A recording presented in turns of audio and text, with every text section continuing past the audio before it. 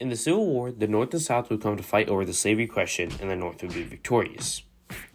With this came the ratification of the 13th, 14th, and 15th Amendments, which ended slavery, granted citizenship to African Americans, and gave African American men the right to vote. However, the South in the court case of Plessy v. Ferguson would enact the Separate but Equal Act, which would allow segregation to become legal. W.E.B DuBois was a bright student and would graduate high school being the only African American in his class. DuBois would earn a scholarship to Fisk University, a leading African American college in Nashville, Tennessee. This meant that DuBois had to travel down south and would taste the true southern realities of racism and Jim Crow laws.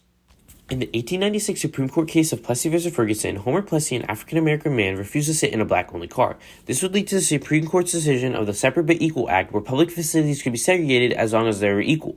However, almost always were these facilities never equal. From 1877 until May 17th of 1954, Jim Crow laws would continue to harm African-Americans, and W.E.B DuBois would be one to see it all. During the Reform era, the lynching of Sam Hose in 1899 was a notorious incident of racial violence. This incident deeply affected W.E.B DuBois and sparked his activism, as he saw it as an example of the pervasive racism and violence that Black Americans face daily. DuBois used his platform as a writer and scholar to advocate for social and political change, particularly arguing for access to education and economic opportunity for Black Americans. In 1909, he helped found the NAACP, which became a leading voice for civil rights and social justice in the U.S. Between me and the other world is ever an unasked question, unasked by some through feelings of delicacy, by others through the difficulty of rightly framing it. All, nevertheless, flutter around it. They approach me in a half-hesitant sort of way, eye me curiously or compassionately, and then, instead of saying directly, "How does it feel to be a problem?" they say. "I know an excellent colored man in my town," or "I fought in Mechanicsville," or "Do not these southern outrages make your blood boil?" At these I smile, or am interested, or reduce the boiling to a simmer, as the occasion may inquire. To the real question, how does it feel to be a problem? I answer seldom a word. W.E.B DuBois pioneered the idea of Black nationalism, or the idea of Black communities. His work titled Souls of the Black Folk explained the need to keep African culture alive.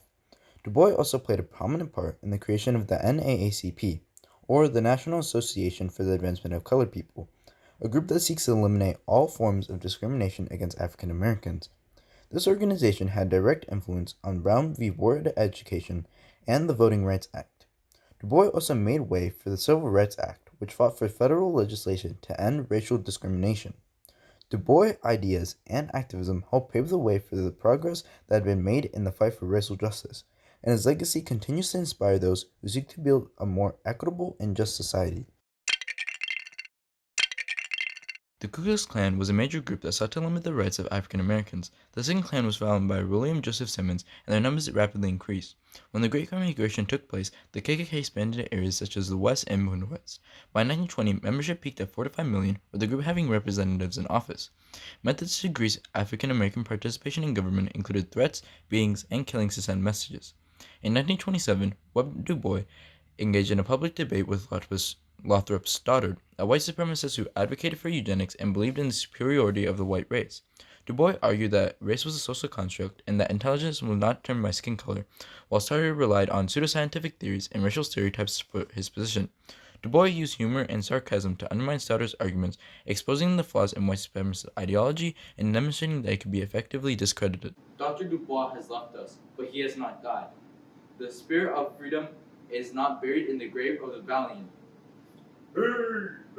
DuBois' ideas and activism influenced many civil rights leaders, including Martin Luther King Jr. In fact, King paid a tribute to DuBois in a speech just a week before his own assassination in 1968. In his speech, King praised DuBois as a great scholar and a great fighter, who had dedicated his life to the struggle for racial justice. He also acknowledged DuBois' role as a mentor and inspiration to him personally, saying, "He was a great source of inspiration and a guide for me as I struggled through the years to get people to accept the idea of nonviolence as a way of life and a method of social change." King's tribute to DuBois was a fitting acknowledgement of the impact that DuBois had on the civil rights movement and on American society as a whole. DuBois' ideas and activism helped to pave the way for the progress that has been made in the fight for racial justice, and his legacy continues to inspire those who seek to build a more equitable and just society. The cartoon Remember Me, Mr. by Edmund Duffy depicts a U.S. senator encountering a hanging anti-lynching bill outside the Capitol. The sign on the bill, which reads, "Remember Me, Mr.," is a reminder of the need for legislative action to end the practice of lynching and provide justice for victims and their families.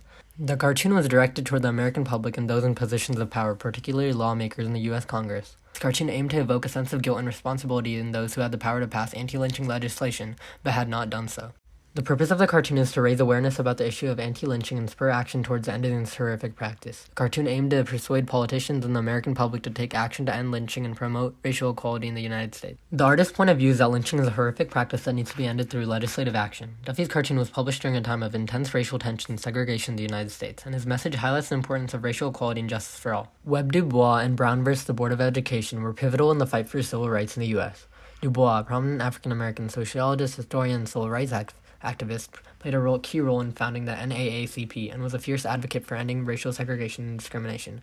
Brown v. Board of Education was a landmark Supreme Court case that struck down segregation in public schools as unconstitutional, marking a turning point in the legal fight against discrimination. DuBois' activism and scholarship informed the legal arguments made in the case, and his belief in education as essential to achieving justice for African Americans made the Brown decision a significant step towards educational equity and social equality. Hey, get that back!